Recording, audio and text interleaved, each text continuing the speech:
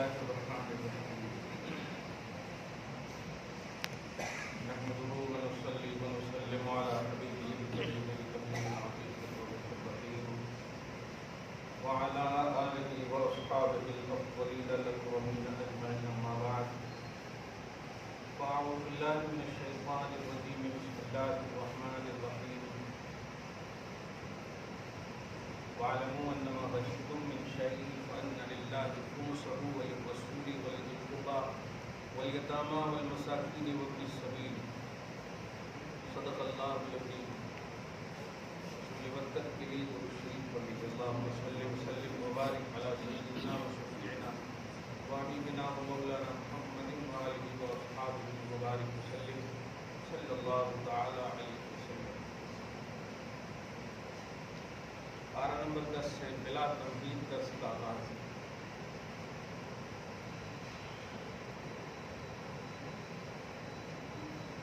ابتدائی آیت میں مال غنیمت کا ذکر ہے. مال غنیمت سے ریلیٹڈ ایک لفظ آتا ہے مال فی، فا یا حمزہ فی، عربی لفظ ہے. یہ دونوں کا تذکرہ سورۃ الحشر سورہ نمبر 59 پارہ نمبر 28 آیت نمبر 6 اور 7 میں اس طرح سے ہے: ما افاء اللہ علی رسولہ منہم فما وجفتم علیہ وغیرہ. افاء یہ فی سے ہے، مال فی سے. مال غنیمت اور مال فی میں فرق ہے. غنیمت بولتے ہیں غنیمت ہے عربی لفظ ہے، غنیمت بھی عربی لفظ ہے، فی بھی عربی لفظ ہے. مال غنیمت اور مال فی میں فرق ہے. جنگ کے میدان میں غلبہ حاصل کرنے کے بعد کفار سے جو مال مسلمانوں کو حاصل اسے مال غنیمت ہے. راستے میں چلتے ہوئے اگر بٹوا آپ نے پا لیا تو مال غنیمت نہیں کہ وہ ہاں دھیان رہے. جنگ کے میدان میں اپوزیشن کفار ہزیمت کھا شکست کھا جائیں، مسلمان غالب آ جائیں تو ان کے جو بچے ہوئے مال ہیں وہ مسلمان جو لیں گے وہ مسلمانوں کے لیے مال غنیمت ہے، مال مباح ہے. ٹھیک ہے. اور مال فی اسے بولتے ہیں بغیر جنگ کے کفار مال چھوڑ کر بھاگ جائیں اور مسلمان اسے حاصل کریں. جنگ نہ چھوڑ کے بھاگ جائیں، کوئی بھی وجہ ہو نہیں لڑ سکتے.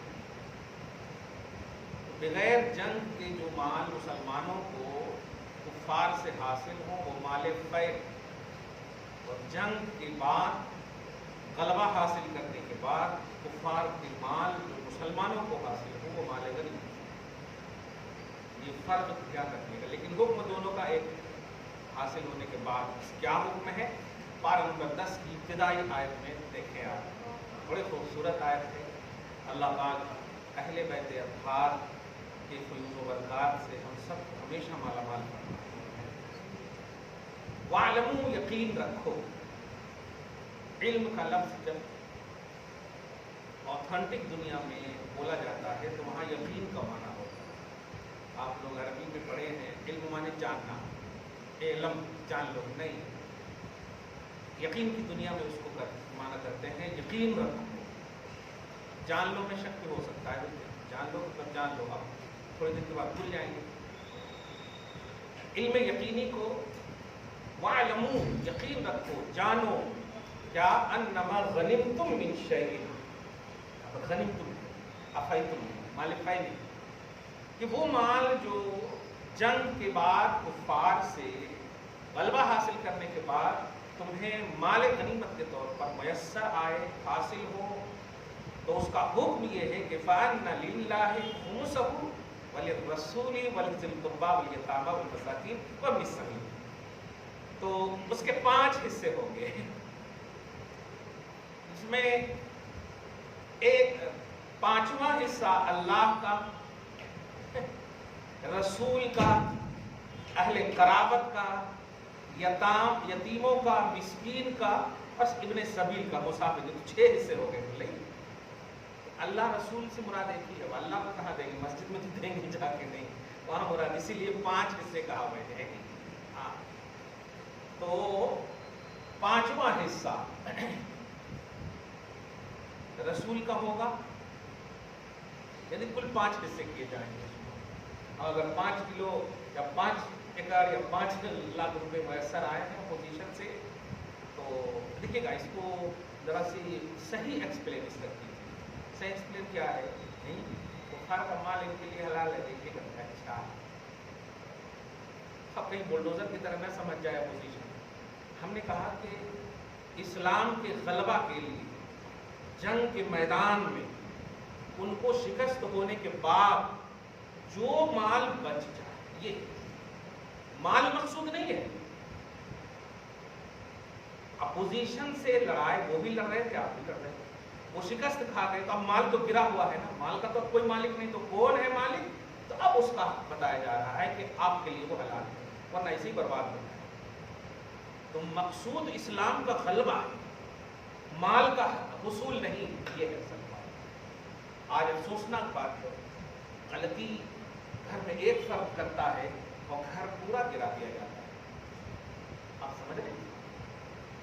घर बनाने के लिए सबों ने पैसे लगाए, बाप ने, सब भाइयों ने मेहनतें मशक्कतें, किसी एक भाई ने गलती कर दी, पूरे घर को गिरा देने।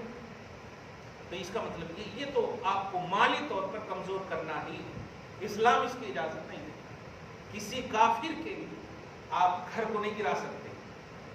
इस्लाम डिफेंस की इजाजत देता है कि अगर कुफ्फार आपसे लड़ने के लिए नबुर्द आजमा हो, मुकाबला आराई करना चाहो, तो आप डिफेंस के तौर पर रहिए।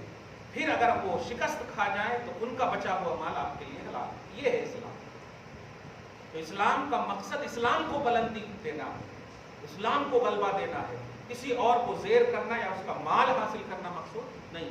वरना सोचे, जो अल्लाह माल का मालिक है, खालिक है, वो खुद कह रहा मुझे भी 5% चाहिए है, उसको क्या चाहिए? 5%। जो रसूल सुभान अल्लाह उम्मत को खिलाने के लिए, वो उनके लिए अल्लाह पाक कह रहा है तुम्हारा 5% है।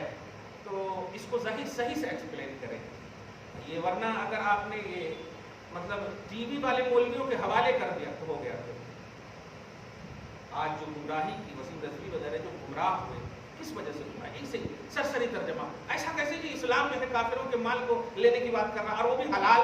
ये मजहब सही नहीं है। आप जरा ये सोचें कि अगर किसी का माल गिरा हुआ और कोई उसका वारिस ना हो, आपने उठा लिया, तो उस माल पर एहसान हुआ ना आपका। किसी का चैन गिर जाए, सोना गिर जाए वगैरह, उसको आपने उठा लिया, तो वो माल पर एहसान हुआ। तो अब वो शिकस्त खा गए हैं, यानी खत्म हो गए हैं कुफ्फार। आप मुसलमान ने उस माल को ले लिया, तो माल की इज्जत हुई ना, वो अल्लाह की मखलूक। तो इस एंगल से एक्सप्लेन करें आप। माल मकसूद नहीं है।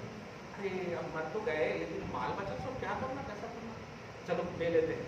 अब हुक्म खुदा रसूल, हाँ उसका 1% है, ऐसा पूरा भी नहीं। इसलिए अगर माल मकसूद होता ना, तो आप जरा सोचिए, मतलब जंग में जाते सब हैं, लेकिन मारते कोई एक ही है, सब नहीं मारते। 10 जने को मारने वाले मतलब 10 जने होंगे, लेकिन जाते तो सब है ना। मगर वहां देखिए, बांटा जा रहा है सबको। इसका मतलब माल मकसूद नहीं है। इस्लाम की बुलंदी के लिए सब आए हो, इसलिए इस्लाम तुम्हें ये दे रहा है, इस्लाम की बुलंदी मकसूद। बहरहाल इसको जरा सही से, इसमें सबसे इंपॉर्टेंट बात जो है, नबी के बाद, रसूल के बाद अहले कराबत का जिक्र है। देखिए, यतीमों का, मिस्कीनों का, मुसाफिर का, ये तो हमें समझ में आ रहा है कि ठीक है, इन तीनों को दे सकते हैं। लेकिन क्या अहले कराबत रसूल के घराने वालों को जो देने की बात है, आज के हिसाब से अहले बैत, सादात, समझ रहे ना कि क्या आज भी ये हुक्म है? ये है ऐसा। क्योंकि मुझे याद है 2 साल पहले इस आयत के जरिए से एक पंपलेट निकला था, इस आयत कोट करके पंपलेट के अहले कराबत का मालदार लोग 5% निकाल कर ज़कात निकाले। ये क्या? अजीब सा एकदम लगा सुन करके। الگ ہی بات ہو گئی نا کہ اگر اہل قرابت کو نکالنا اونلی مقصود ہوتا تو پھر قرآن پاک خمسہ وللرسول ولذی القربیٰ اتنا کہتا، لیکن والیتامی والمساکین وابن السبیل، تو پھر اگر نکالنا ہوگا تو ابن سبیل کا بھی، یتیموں کا بھی، مسکینوں کا، سب کا نکالنا ہوگا، پھر صحیح ہے، اس کا مطلب خصوصیت نہیں ہے۔ اور صحیح بھی سیدنا امام اعظم رضی اللہ تعالیٰ عنہ کا مذہب یہی ہے۔ ذرا حکمت پہلے سمجھیے، حضور پاک صلی اللہ علیہ وسلم کے گھرانے والے جو ہیں آپ کے زمانے میں کون ہیں؟ علی ہیں، فاطمہ، حسن، حسین، کلیئر بات ہے، اور تو کوئی ہے نہیں۔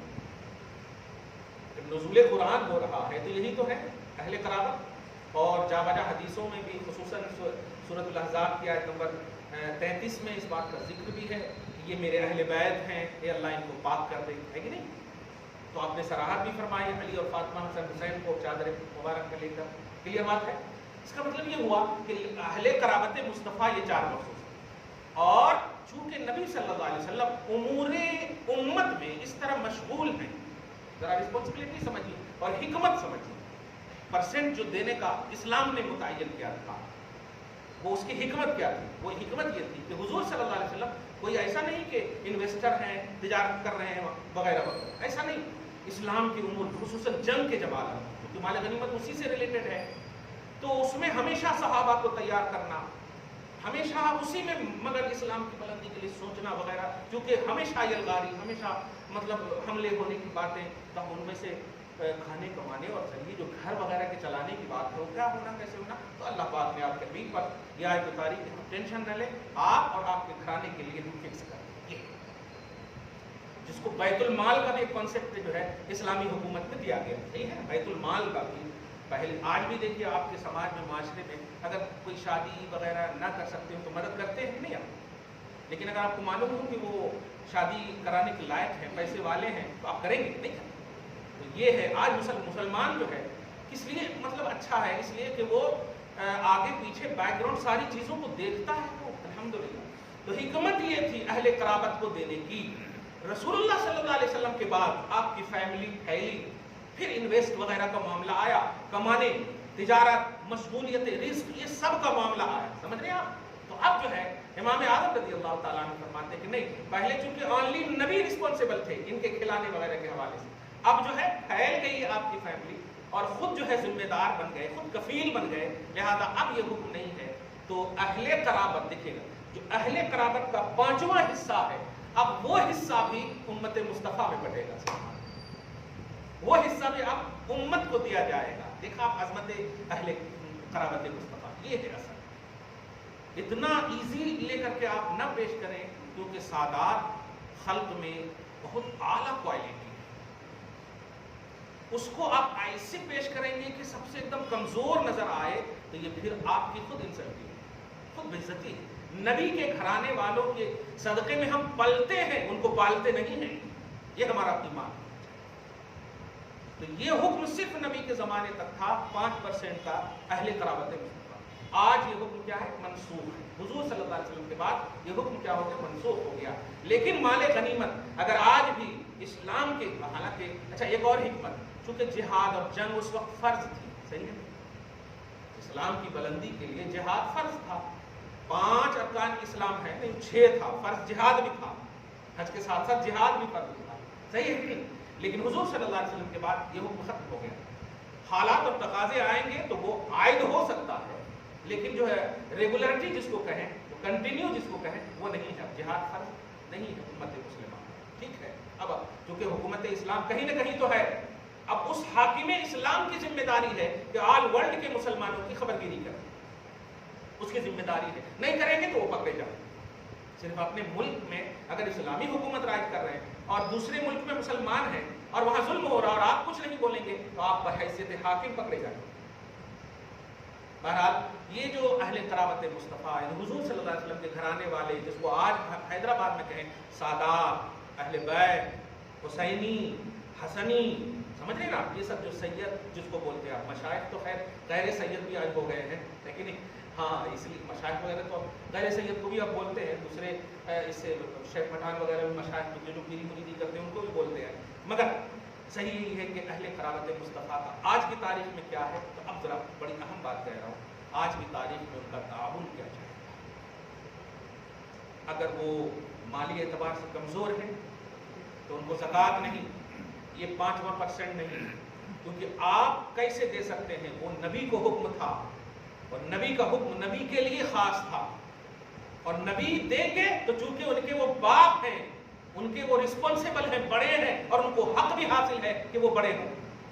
और उम्मत जो देगी वो सैयद गैर सैयद होकर के, ये कैसे सोच सकती है कि जिसका मकाम नेचर में, खल्क में, पूरी दुनिया में अल्लाह पाक ने मखलूक में, आदम में सबसे अफजल रखा हो, हम गैर सैयद होकर उस अफजल की हम किस तरह से ज़कात देंगे। नहीं नहीं, उनका ताउन करेंगे ये समझते हुए कि आप इसे कबूल कर लें, आप इसे कबूल कर लें, कबूल कर लेंगे तो हम हमारी सआदत है।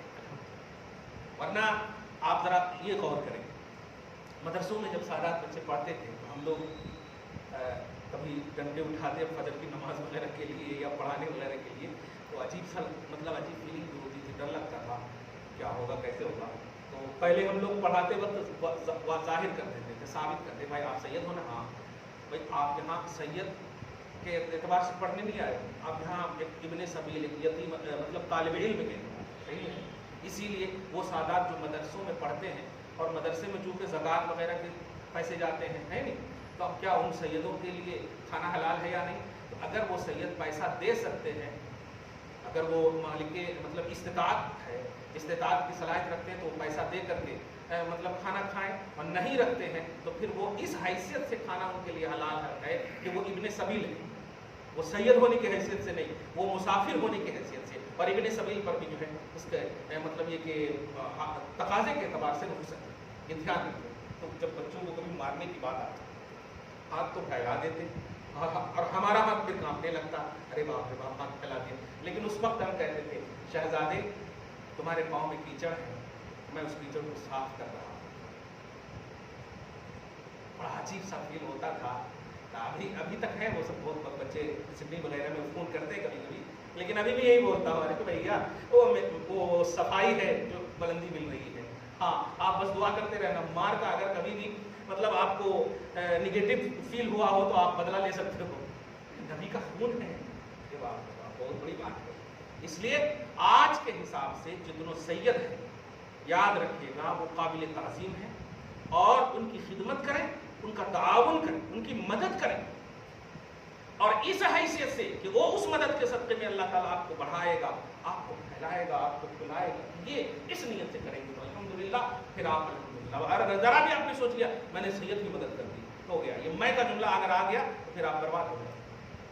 हैदराबाद में एक और सोच अजीब सी हो गई है सैयदों की, सैयद के यहाँ शादी नहीं करना करते, खासतौर से गैर सैयद लोग हैं ना, अरे उनकी लड़की को नहलाना, फिर छाड़ देना, दिलाना पड़ता, ये करना पड़ता।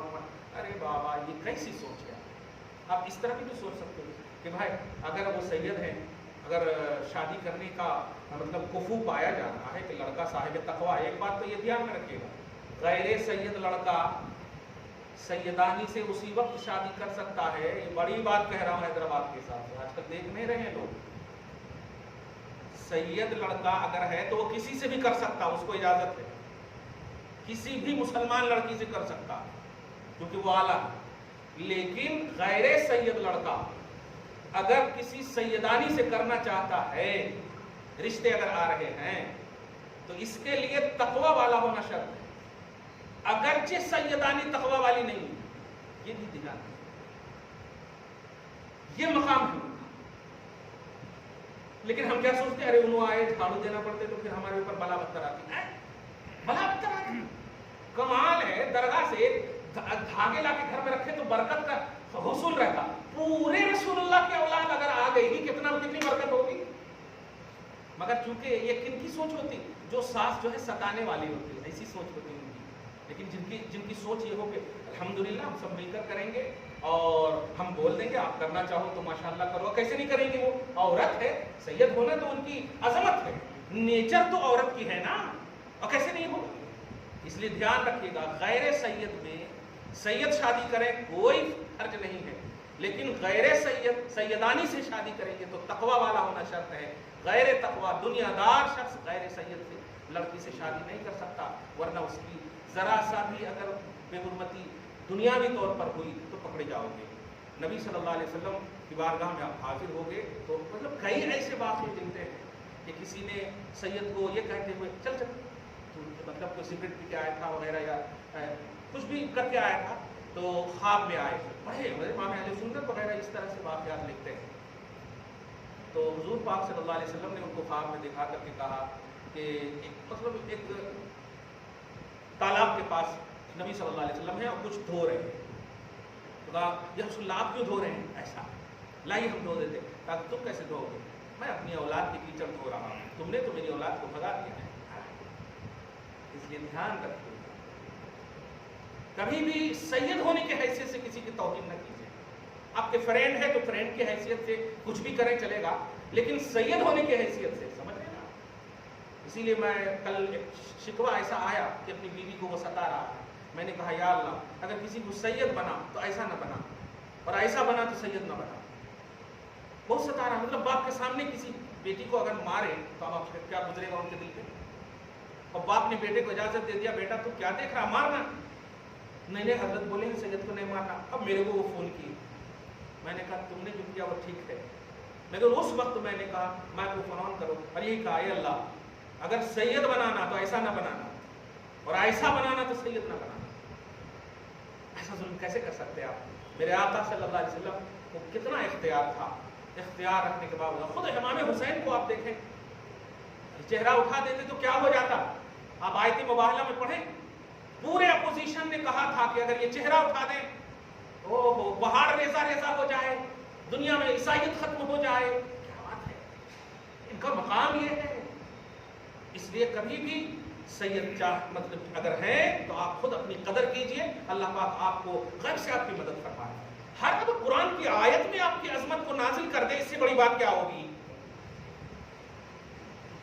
ہم جو بول رہے ہیں کتنا لطف آ رہا آپ کو سید کی عظمت سننے میں, صحیح ہے, لیکن خدا جب عظمت اہل بیت بیان کرے تو اس سے بڑی آتھینٹک بات کیا ہو سکتی ہے. اس لیے عظمت اہل بیت کسی حکایات کی محتاج نہیں ہے, خدا کے کلام میں اس کی شان بیان ہے.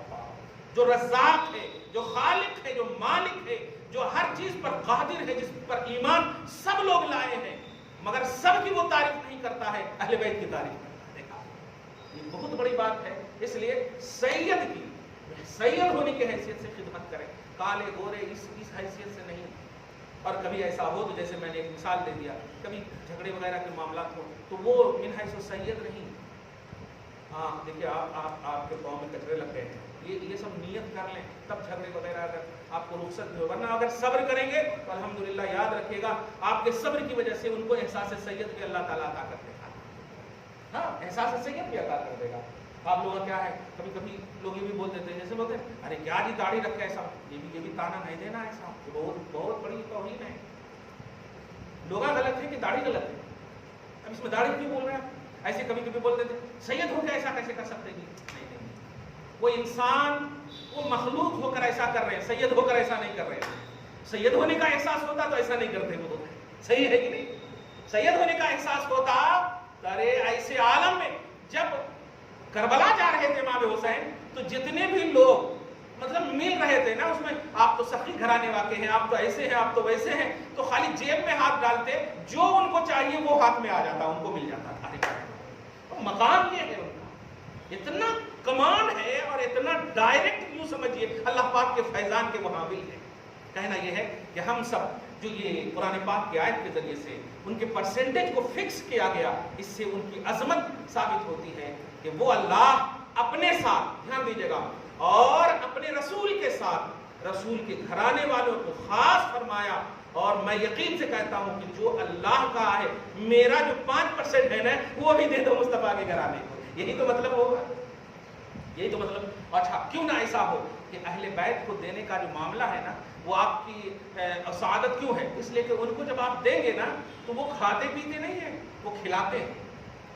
آپ سورہ انسان میں, سورہ دہر میں آپ آیت نمبر 7, 8, 9, 10 میں دیکھیں گے تو سختی کے عالم میں حضرت امام علی مقام اور امام حسن دونوں بہت زیادہ بیمار تھے. بڑی مشہور روایت ہے, بہت زیادہ بیمار تھے, یہاں تک کہ جب نبی صلی اللہ علیہ وسلم صحابہ کے ساتھ تشریف لائے تو صحابہ نے حضرت علی کو مشورہ دیا کہ آپ نظر مان لیجئے، نظر شرعی جس کو کہتے بولتے نا، یا اللہ میرا بیٹا اگر امتحان میں کامیاب ہو گیا تو ہم روزہ رکھیں گے، نماز پڑھیں گے، وہ نظر شرعی جس کو کہتے ہیں، صحیح ہے؟ تو صرف نظر شرعی مان لی، کہا جب لو نظر تھا علی نظر مان لو نا، مشورہ دیکھیے آپ، اہل بیت سے صحابہ کی محبت دیکھیے آپ، بیمار وہ پڑے ہیں، صحابہ کو کیوں فکر ہے اتنی، کنیکشن دیکھیے آپ، صحابہ کی محبت اہل بیت سے دیکھیے اور اہل محبت کی صحابہ سے دیکھیے آپ۔ حضرت علی نے مان لیا، اس کا مطلب یہ ہوا کہ اہل بیت بھی صحابہ سے پیار کرتے ہیں، محبت، یہ دونوں ایک درخت کی شاخ، صحیح ہے کہ نہیں؟ چنانچہ مان لیا اور رکھا آپ نے، 3 دن تک روزے رکھے حضرت علی نے، فاطمہ نے، فضہ نے جو ان کی کنیز ہے، اور روزے رکھنے کے بعد جو ان کے پاس قرضے کے کھانے تھے، میں یہ بتانے جا رہا ہوں کہ آپ جو مدد کریں گے نا وہ ان کا پیٹ نہیں بھریں گے، وہ اس عالم میں بھی اگر واقعی احساس سید ہوگا ان کو اور کوئی مانگنے کے لیے آ جائے گا، باوجود کہ آپ کے تعاون کی وہ چیز ہے تو وہ ان کی سخاوت کی جو نیچرلی فکر ہے وہ فوراً دے دیں گے۔ چنانچہ ایسا ہی ہوا، قرضے میں حضرت علی نے 3 کلو کچھ لایا تھا، اور ایک دن یتیم آئے، دوسرے دن مسکین آئے، تیسرے دن اسیر آئے، اور آنے کے بعد 3 دن تک جو ہے تینوں کو بانٹ دیے، اور یوں ہی پانی پی کر کے روزے رکھے، نظر جس کو کہتے ہیں، نظر کے روزے رکھے، افطاری بھی اسی پانی سے، سحری بھی اسی پانی سے، 3 دن تک کنٹینیو۔ آج آپ مسئلہ پوچھتے ہیں حضرت ہم سحری نہیں کھائے، روزہ رکھوں یا نہیں رکھوں، ایسا پوچھتے، جبکہ سحری سنت مستحب ہے، یہ کوئی فرض و واجب نہیں ہے، روزہ فرض ہے، سمجھ رہے نا؟ لیکن وہاں دیکھیے کنٹینیو بیماری کے عالم میں قرضے کی چیز ہے، پھر بھی اس طرح سے۔ تو اہل بیت چونکہ سخاوت کا گھرانہ ہے، ہم سب کو چاہیے کہ اللہ نے اگر سادات گھرانے میں پیدا کیا ہے جس کسی کو بھی، وہ احساس ایکٹیو رکھے کہ آپ کا مقام اللہ کے نزدیک بہت بڑا ہے۔ مخلوق آپ کی تعریف کرے یا نہ کرے، وہ تعظیم اور تعریف کرے گی تو ان کو ملے گا، لیکن اللہ رب العالمین تو لینے سے پاک ہے، وہ جب تعظیم کرے تو آپ سمجھ جائیے کہ یہ لینے کی بات نہیں ہے، یہ ریئلٹی ہے۔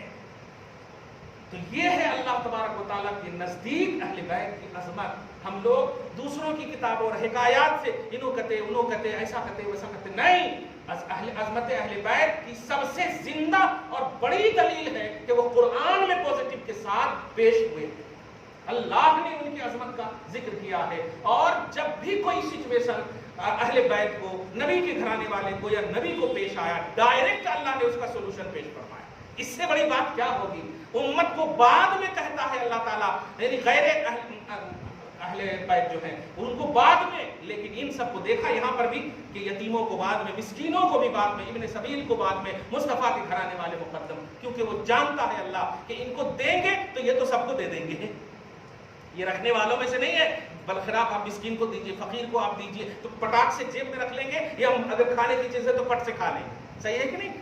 وہ واقعی لیتے ہیں پیٹ بھرنے کے لیے، لیکن اہل بیت لیتے ہیں دوسروں کو بانٹنے کے لیے۔ اتنا کمانڈ ہے اللہ تبارک تعالیٰ کو، اور رسول پاک صلی اللہ علیہ وسلم کو دعا ہے اللہ تعالیٰ کی اس خصوصی گفتگو کو اہل بیت اطہار رضوان اللہ تعالیٰ علیہ اجمعین کے صدقے کو خیر میں قبول فرمائے۔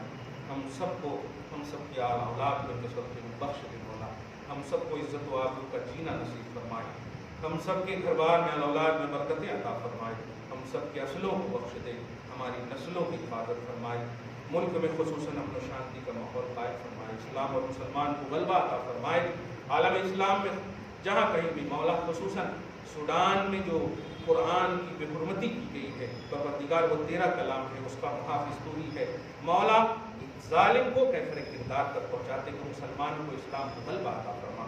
وصلی اللہ تعالی علی خیر خلقہ محمد وآلہ واصحابہ اجمعین برحمتک یا ارحم الراحمین۔